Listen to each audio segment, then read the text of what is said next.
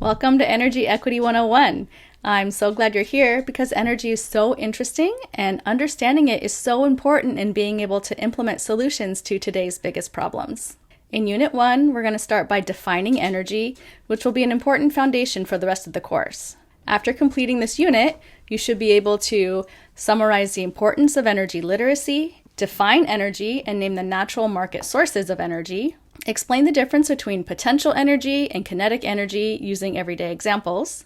You should be able to state the first and second laws of thermodynamics and define power and identify units of measuring power. Energy impacts us in lots of important ways.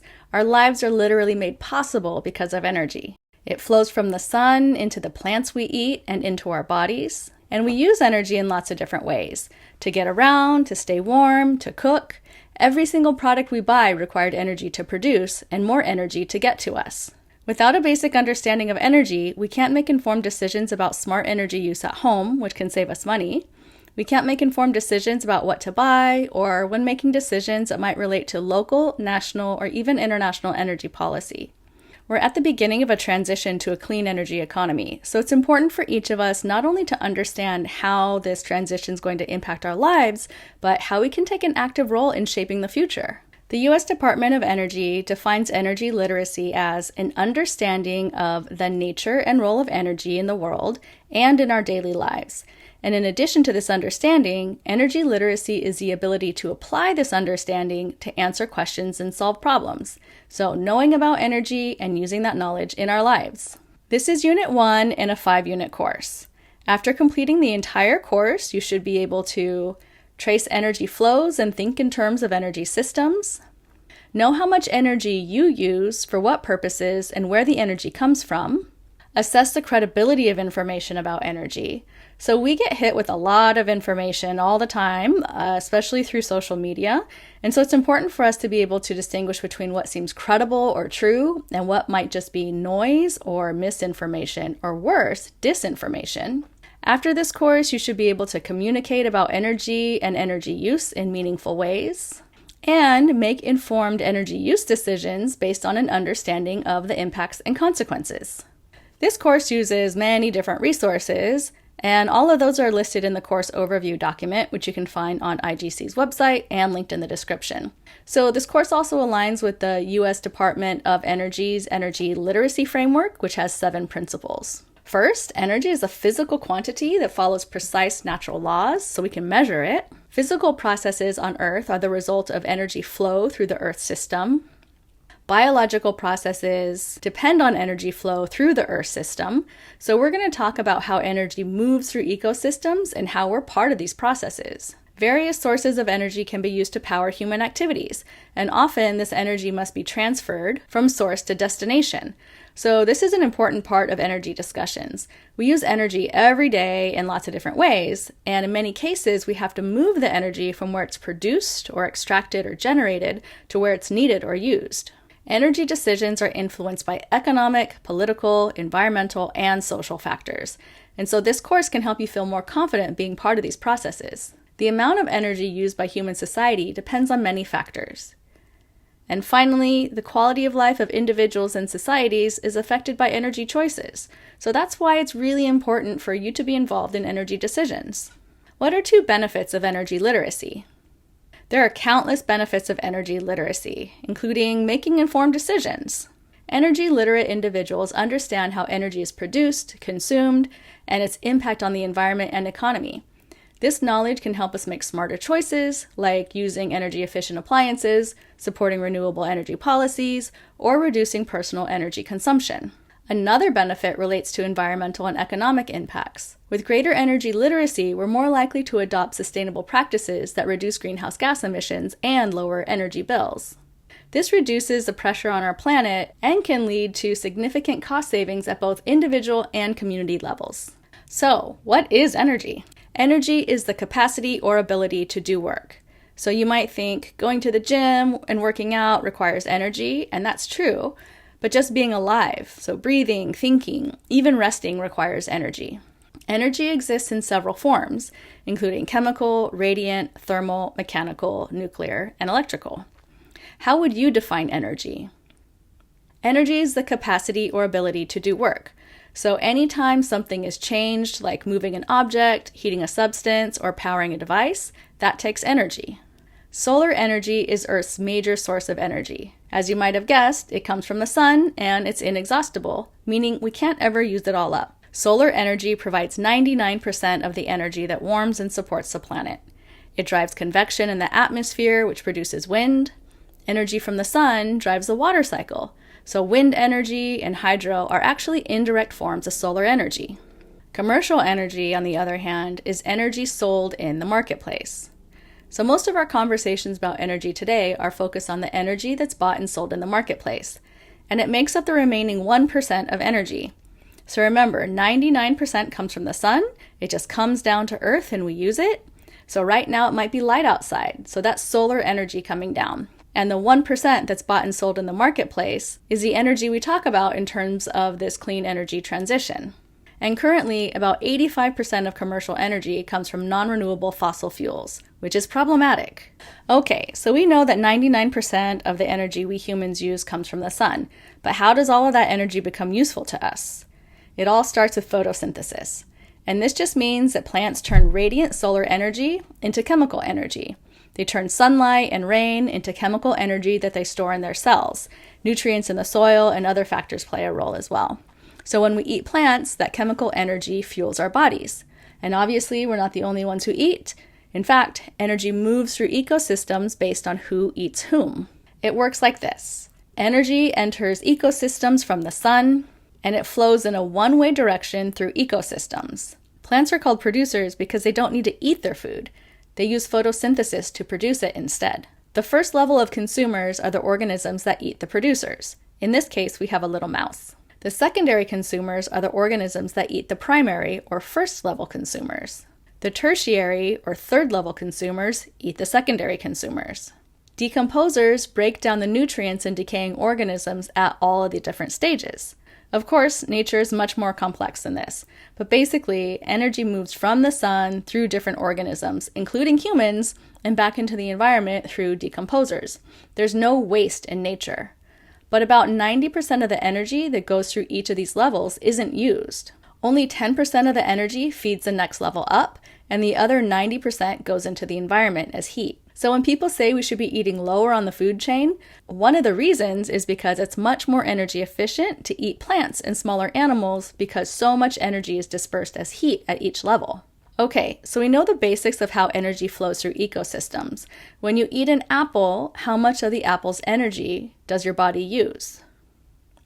About 90% of the energy in the apple is dispersed as heat, and your body uses 10% of the chemical energy stored in the apple.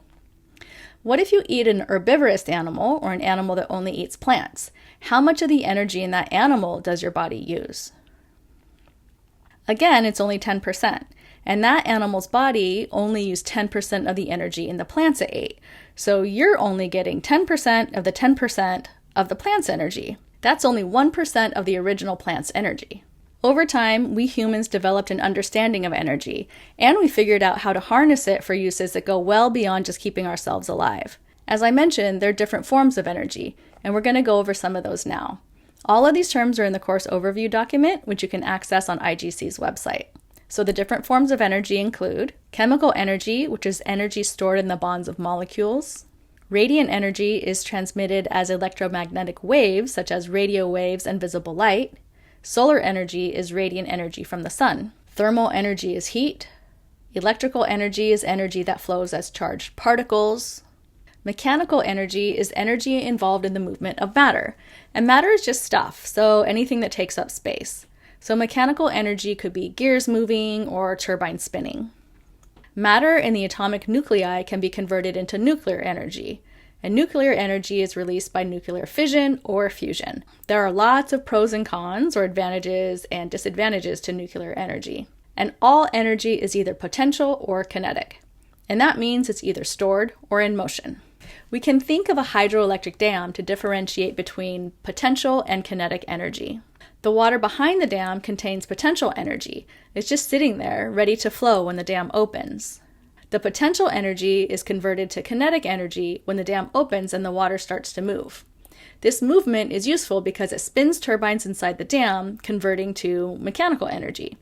And this mechanical energy is converted into electrical energy using generators. And this is the energy that makes it to homes and businesses for us to use. What's so interesting is how one form of energy can be transformed into a different form that seems completely unrelated, but it actually makes a lot of sense. For example, an explosion converts chemical potential energy to kinetic energy, radiant energy, and thermal energy. Another example is radiant energy that's transformed into electrical energy by photovoltaic cells or solar cells. There are a couple important principles to remember about energy. First, when energy is converted from one form to another in a physical or chemical change, no energy is created or destroyed. So basically, you can't create or destroy energy. It just changes from one form to another. For example, if your kid eats ice cream before they go to bed, the chemical energy that they consume will stay in their system until it works its way through. So that's the first law of thermodynamics. Thermodynamics is a branch of physics that deals with energy and its various forms and transformations. So again, the first law of thermodynamics is energy cannot be created or destroyed. The other important thing to remember about energy is when it's converted from one form to another, some of it is degraded into heat, which most of the time is a less usable form of energy. It usually disperses into the surrounding environment. So think of the body heat of your kid who's trying to fall asleep with ice cream energy in their system. So no energy conversion is ever 100% efficient because a lot of energy is dispersed as heat. But it's only wasted if we don't use it. So when energy is converted from one form to another, some of it is degraded into heat.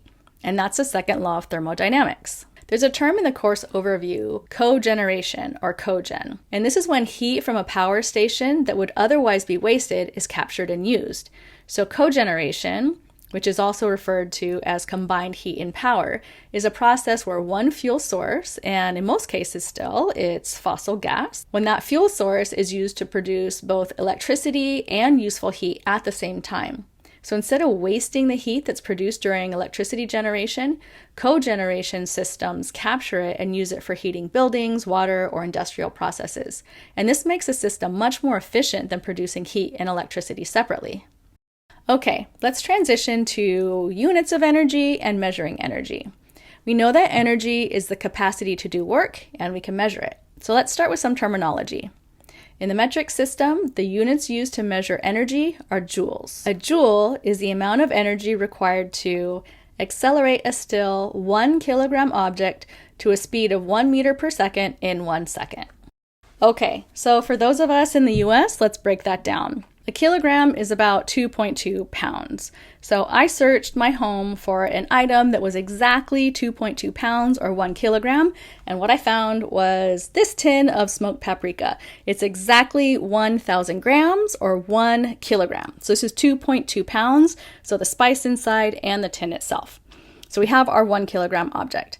Now we have to accelerate it 1 meter or around 3 feet, 3 inches per second in 1 second. So if I'm moving this 1 meter per second in 1 second, that amount of energy that takes to do that is 1 joule. A joule is also the amount of energy required to lift a 1 kilogram object about 10 centimeters vertically. So 10 centimeters is about like this, and this is our 1 kilogram object. So if I lift this 10 centimeters, that energy required to do that is 1 joule. Other units used to measure energy include calories, kilocalories, BTUs or British thermal units, watts, kilowatts, kilowatt hours, and others. Power is the rate of energy transfer. So when we say rate, we mean the amount of energy transferred per unit of time. Power is measured in joules per second, which is also called watts. Unlike other units that describe rates, like miles per hour, for example, the unit watt already has the per second built into it. Without the per second, it's easy to think that a watt is a quantity of energy, but it's not a quantity or a sum, it's the rate at which energy is transferred. For example, a 100 watt light bulb uses 100 joules of electrical energy per second, transforming that energy mostly into thermal energy and some into light. Making things more confusing is the unit kilowatt hour. A kilowatt hour is 1,000 watts times 3,600 seconds or 3.6 million joules. There are 60 seconds in a minute, and 60 minutes in an hour. And that's how we come up with the 3600 number. It's 60 seconds times 60 minutes. Kilowatt hour is a common unit of energy for electric utilities to use when billing. So you could look at your utility bill and see how many kilowatt hours you used and how much you paid for each one. So even though you might think of your local utility as a power company, the product they sell is actually energy. My iron has a power rating of 12,000 watts. That means it uses 12,000 joules every second. So if I used it for 30 minutes, I would multiply 12,000 by 60 seconds by 30 minutes. That would give me 2.16 million joules, which is about 60% of 1 kilowatt hour. So watt is the fundamental unit of power. It might be helpful to think about all of this in the context of solar panels or photovoltaics. Solar panel manufacturers typically provide the power rating of their panels in watts. This rating is the maximum power that one panel can produce under specific conditions. For example, one solar panel, the common kind used on a home, might have a power rating of 300 watts. This means that under standard test conditions, the panel can generate up to 300 watts of electrical power when exposed to full sunlight. So most homes would need more than one panel to meet their electricity needs. According to the EIA, the Energy Information Administration, the average household in the U.S. consumes between 10 and 11,000 kilowatt hours of electricity per year. And of course, there's a lot of variables and variation there. A kilowatt is 1,000 watts. Kilowatt is commonly used to talk about the total power output of solar installations such as residential, commercial, and industrial systems. So when we talk about a solar installation or a solar system, that's basically just the whole system or all of the individual panels combined. Since solar panels are typically rated in watts, the total power output of an installation is calculated by adding up the power ratings of all the individual panels. For instance, a typical residential solar installation might have a total power output of 5 kilowatts. You could get that output with around 16 to 20 solar panels, each rated at 300 watts. A megawatt is an even bigger unit of power, equal to 1,000 kilowatts, or 1 million watts. Megawatts are mostly used to measure the power output of utility-scale solar plants, which can generate electricity for thousands of homes and businesses. For example, a large solar farm with a power output of 50 megawatts would be capable of producing electricity for tens of thousands of households. A gigawatt is 1 billion watts, which is huge. So to put it into perspective, in 2023, there was just under 140 gigawatts of solar photovoltaic power total in the entire United States. What unit of power would you use to describe the typical usage of a laptop? So watts are the standard unit for measuring power, or how fast energy is used, and laptops typically use between 30 and 200 watts, depending on the activity. Here we have thousands of homes. If we were to describe the power usage of all of these homes combined, what unit do you think would be most appropriate? A megawatt is 1 million watts and is commonly used to describe the power usage of large groups of homes, buildings, or even small towns. The previous questions have been looking at power usage. Let's take a look at power generation. What unit would you use to describe the annual power generation of Hoover Dam? So note the addition of time here. Gigawatt hours measures the total amount of energy produced or used over time. So gigawatt hours is perfect for describing how much electricity Hoover Dam generates in 1 year. In Unit 1, we addressed why energy literacy is important, including some of the benefits of energy literacy. We defined energy as the ability or capacity to do work, and we talked about the natural sources of energy, with 99% of our energy coming from the sun, and we talked about the market sources, such as solar power, hydropower, and fossil fuels, which provide energy that is bought and sold in the marketplace. We talked about the difference between potential or stored energy and kinetic energy, or the energy of motion. We covered the first and second laws of thermodynamics, so energy cannot be created or destroyed, and when it's changed from one form to another, some of it is less usable and degraded as heat. And finally, we defined power as the rate of energy transfer and talked about units of measuring power.